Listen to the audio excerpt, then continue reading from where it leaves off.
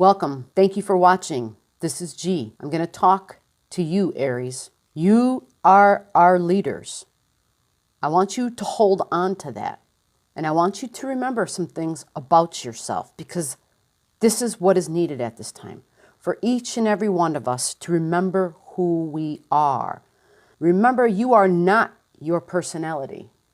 That's just the role you're playing for this lifetime. Remember a time. Go back in your thoughts, but go beyond your thoughts. Sit with yourself. Sit with the inner part of your being. Connect and think back, but go beyond the thought. Go outside of thinking, outside of thought, and reconnect with your divinity. You are our leaders, Aries. It is your job to take charge. But remember what the ultimate goal of Aryan energy is. It is the opposing side. This is Aries. Here's G with the fire, right? This is Aries. The opposite side of Aries is Libra. Libra is cooperation. Libra is significant one-on-one relationships. But Libra is love, is expressing. It's the ability to compromise. It is the ability to think not of only one's self, but another. Libran energy on a high level is the ultimate diplomat. They know how to talk to lots of different people. They know how to appeal to lots of different people. They know how to think in terms of what is the best and the fair, the equal for all involved. So when we think about our Aryan selves and all of our fire and desire and our drive and our assertions, our passions, our fight, we have to comprehend and really, really dig beyond our depths of understanding to what it is we're really working on a soul level. Because now the time has come. We are beyond our physical limitations.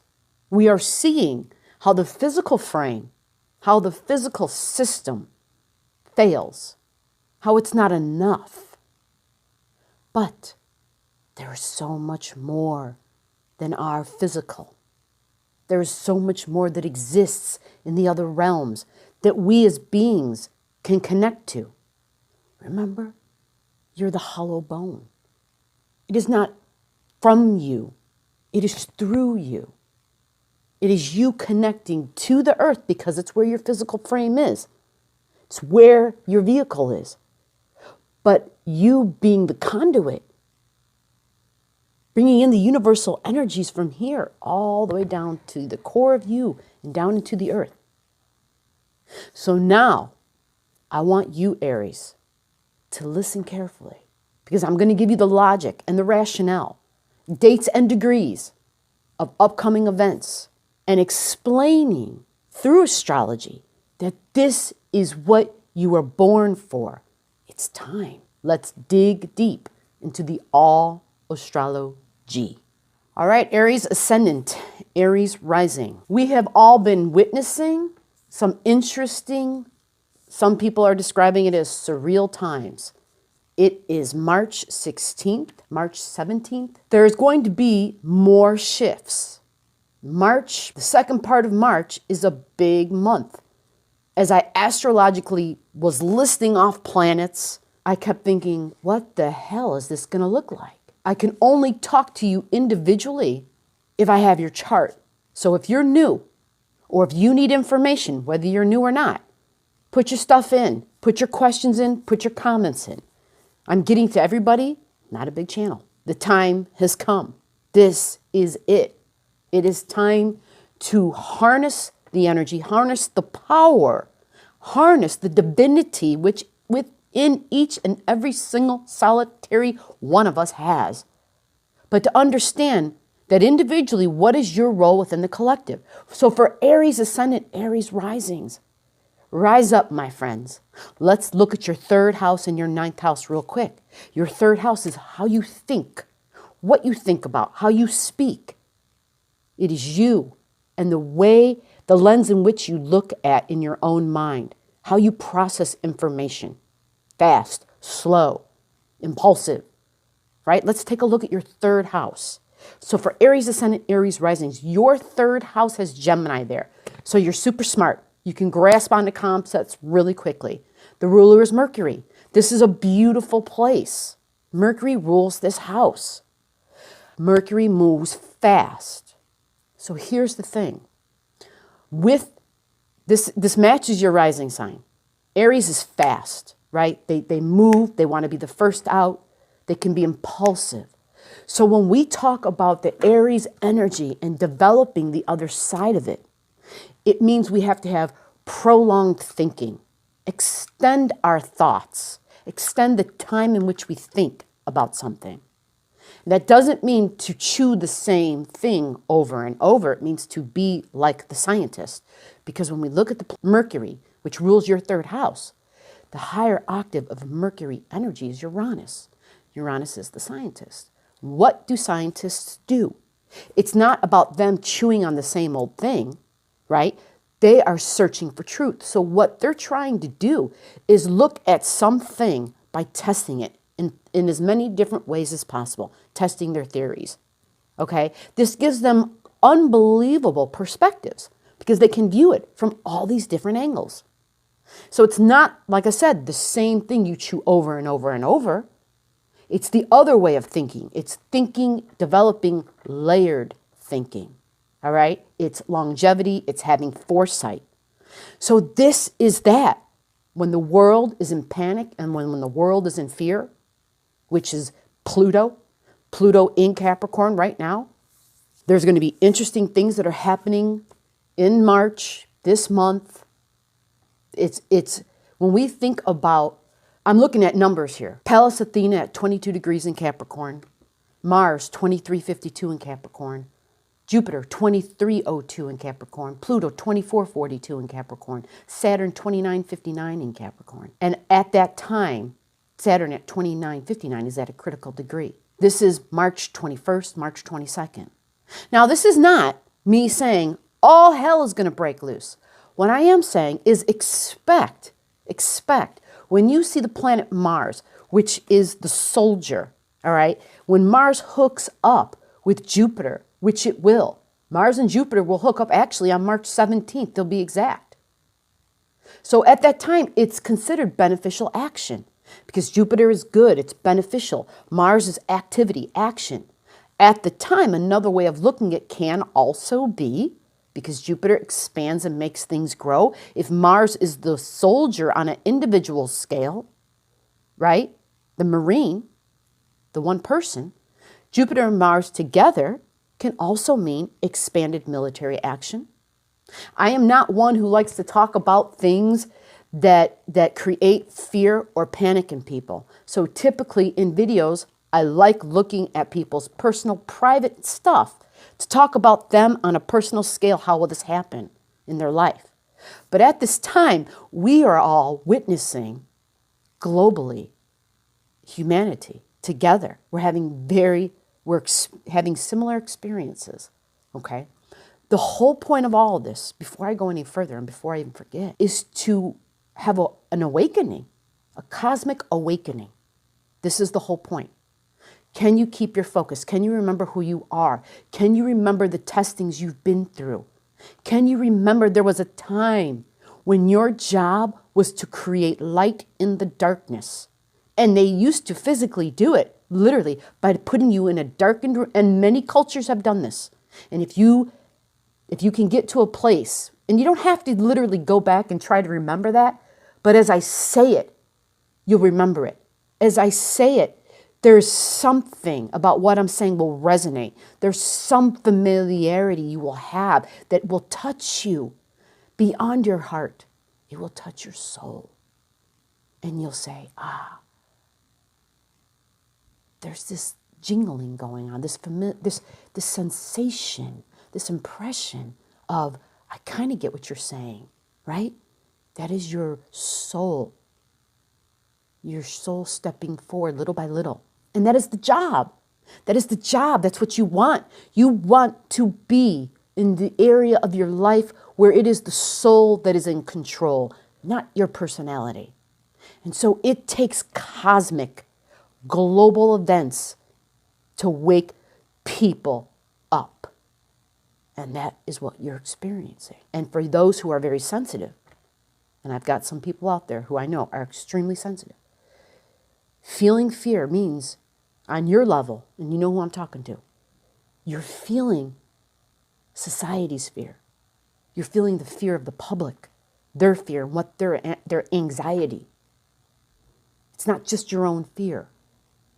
And you were feeling it in advance. So I wanted to create this video to somehow give an understanding. Because now what I'm going to literally do is just simply read astrology words and terms for planets and their locations and the signs that they're in to greater bring home this connection of cycles. This is calling all metaphysicians, understanding this is what you decided to come in to this lifetime to experience. Because there are those who don't have the recall of what I'm talking about. And they need the guidance. They need the leadership of the others to step up. But we don't do it with our words.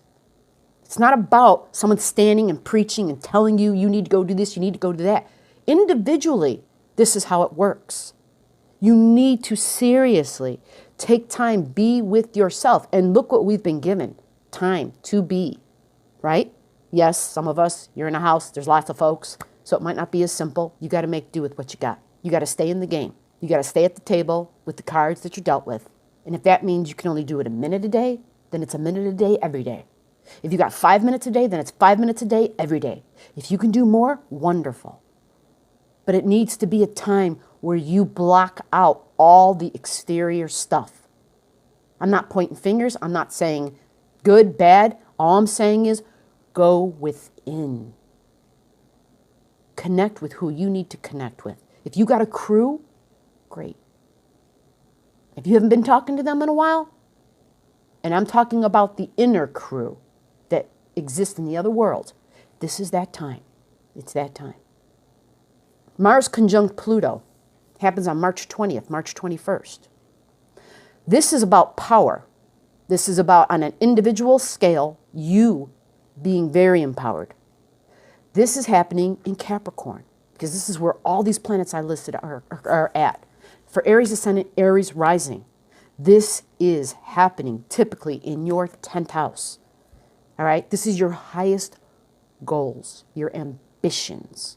This is what you are willing to work for. Make sure that you find whatever that is, because you're reevaluating it, as we all are.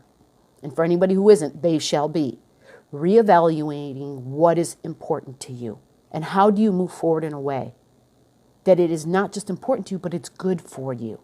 That is vital. Cancer is in your 4th house, which means Holmes has been transitioning. Mars goes to 20 degrees of Capricorn, okay? This is like March 20th. Actually, it's before then. It's actually right now.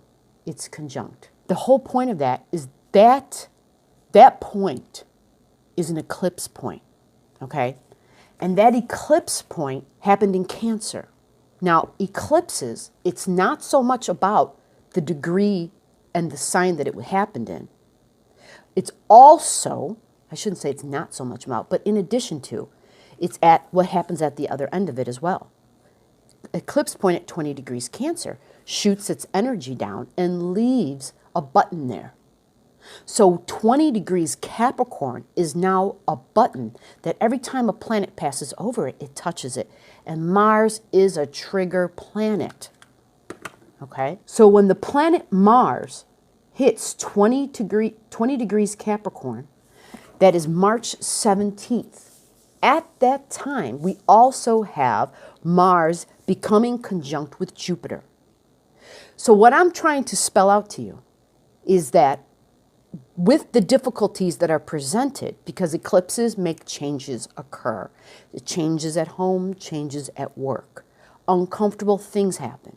If you need to know, if you need more information to find out what squares that, because then that would be anything in Libra or Aries. Aries, right? If you got anything in 20 degrees Aries, maybe your ascendant's in 20 degrees Aries. I don't know. If you look at the opposite energies to create a great cross, right? Cancer, Capricorn. So the other side of it, the square, the 90 degree, is Aries and Libra. Anything at 20 degrees, you already know this. You've already been experiencing difficulty. Depending upon your level of sensitivity, it'll be coming. You'll feel it at a later time, but not much later, because this conjunction happens on the 20th. So, for those who are sensitive, they feel it sooner, but typically with Mars, it's a 2-degree orb. What does that mean? That means that at 18 degrees, when Mars hit 18 degrees, you started feeling it. Now, when does Mars hit 18 degrees? So I can give a heads up for folks that are sensitive. Mars moves fast, first of all. Mars hits 18 degrees roughly like the day before. Really, 2 days before. So, again, I'm going to stick to March 17th, March 18th, when Jupiter's conjunct Mars. Jupiter can be good luck, can be beneficial actions. Have to look at everything else in the chart to figure that out, to see if there's an angle, if there's a 90-degree square, or you may have some other really beautiful lineups in Earth energies.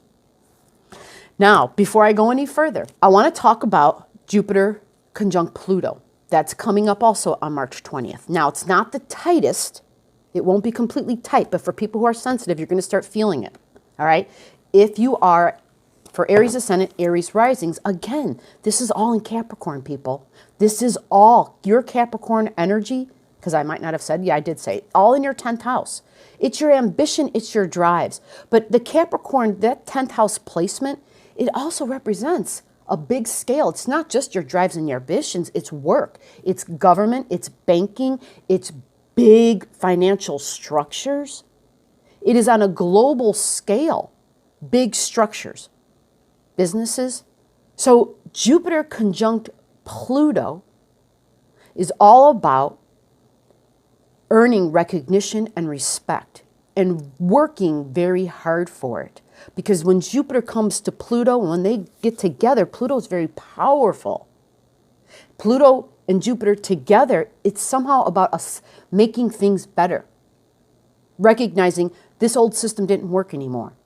And how do we create a new one and make it better? Because remember what Pluto does. Rips shit up by the root and throws it out. Okay?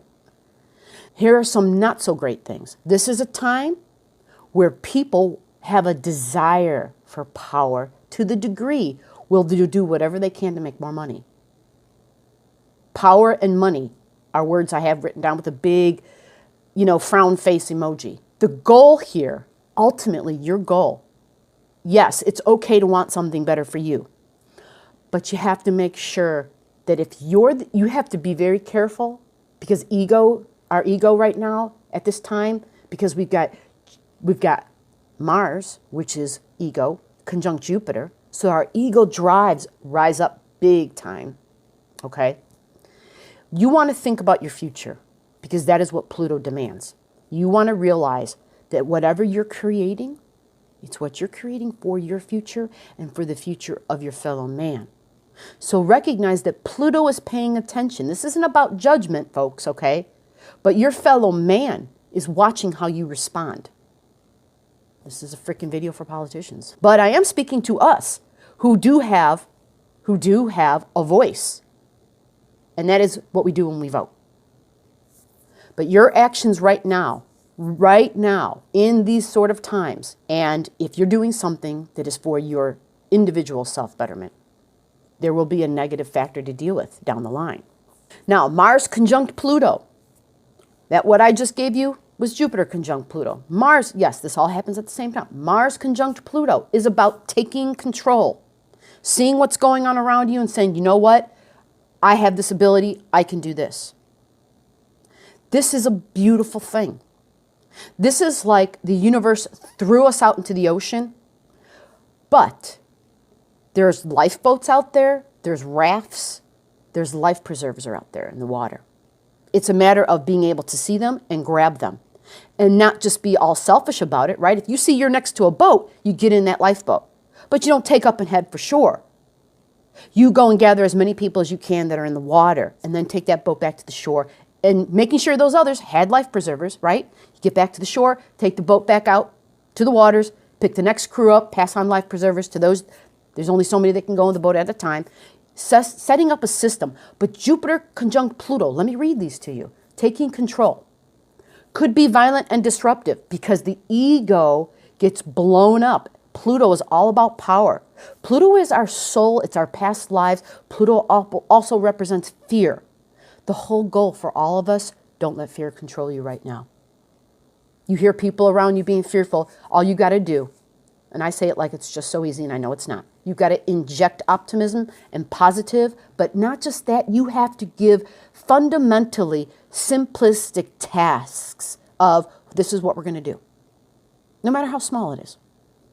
Gives people something to focus on. Heavy work, especially Mars conjunct Pluto, is a time where you have the ability to do heavy work. It was especially created for times of major change. These aren't my words. A time of major change. So we're given a set of problems, but we're also given the tools. It's a matter of, these are the tools. You may not have used them in a long time, but open up the damn toolbox. Pull those tools out. Use them. Even though it's tools that you might not have used in such a long time and you thought they were childish, pull them out. Use them, especially the ones that you thought were figments of your imagination. Ego drive. How do we combat this? No matter what you do, do not get into the mentality of, I got to take care of just me, right? We're looking out for one another. This is the test, people. Are we going to just be all about, I got to get me and mine? Or are we going to figure out a way, a path, a road, where it's the best for all involved? This is important. Realistically, we got to do what we can do within our community. That begins by you looking out for each member of your family, while being kind to those who are not part of your family. Jupiter with Pluto expedites healing. Healing wounds from multiple lifetimes, from history, from the soul. This is family wounds. During sweeping change, you will find that these changes that are occurring will actually and are actually occurring to make your life richer and more rewarding for the long term. That is Jupiter conjunct Pluto. Sweeping changes shall occur, but it's for the betterment for your future, for our future. And this is all in your 10th house. Aries Ascendant, Aries Rising, all in your 10th house. Let's take a look at your 9th house. Your 9th house typically has Sagittarius energy there, typically. This is your beliefs, which are very much about seeking truth. So you're constantly, you grab a hold of something and you just keep on going. What's the next, what is truth? And there's this never-ending seeking, never-ending process. Because truth, as we live our lives and as we grow and change and evolve, so does truth. You're the ultimate seeker. Having Sagittarius there means you travel, right? If you can't be in the spaceship, you're in the car. Freedom is a big thing when it comes to that 9th house in the beliefs. Freedom is very big. And it's hard to tie beliefs down, but ultimately it comes back to the same thing, the betterment for all involved. But we have to pull in rational and logic, okay? You have a lot of support. There's additional support astrologically. Astrologically, we have the planet Venus. There's a couple of things I have written down here. We have the planet Venus going out of bounds. Now, this is good news. Venus, typically, whether she squares something, is normally always a very positive transit. Because Venus is about peace. Venus is about abundance, beauty, things being fair. things being equal, things being compatible, right? Because that's Venus. Relationships, people are important. Venus goes out of bounds for 2 months, people. 2 months. And it is wonderful. So these are these life preservers that the universe has given us. Venus out of bounds begins April 3rd and lasts all the way to June 2nd. So that's 2 months. When she goes out of bounds, she's stronger. She's more extreme than usual. So your desires may be stronger. That's one thing you will have to be very careful of with Venus. But your ability to give, to be benevolent, to share will also be greater. I'm not making this up. This is what's happening. And this is beautiful. And when I saw these things astrologically, because not only does Venus go out of bounds, but Mercury goes out of bounds during the Venus out of bounds. To give you a heads up, Mercury goes out of bounds May 15th to June 11th.